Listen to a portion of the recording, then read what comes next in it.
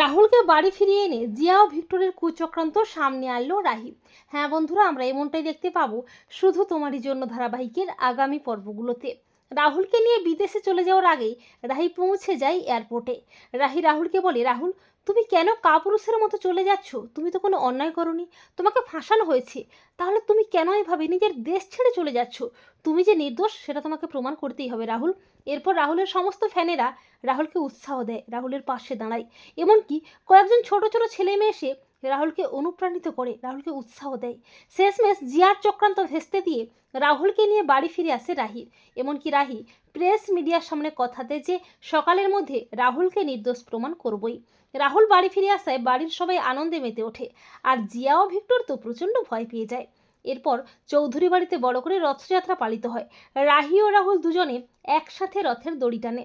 এরপর পরদিন রাহুলকে নির্দোষ প্রমাণ করার জন্য রাহি ছুটে যায় টেনিস প্লেগ্রাউন্ডের রাহুলের ড্রেসিং রুমে। অথরিটিকে বলে সিসিটিভি ফুটেজটা চেক করতে।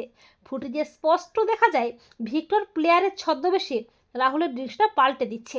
এমনকি সিসিটিভি ফুটেজে দেখতে পায় জিয়া ও ভিক্টর গোপনে চক্রান্ত করছে।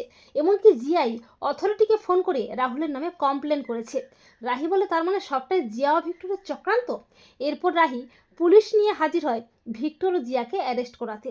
পুলিশ বলে, রাহুল রায়চৌধুরীকে ড্রপিং করিয়ে হেনস্থা করানোর অভিযোগে জিয়া সেন ও ভিক্টর চ্যাটার্জিকে আমরা অ্যারেস্ট করতে বাধ্য হচ্ছি। একথা শুনে চমকে ওঠে সবাই।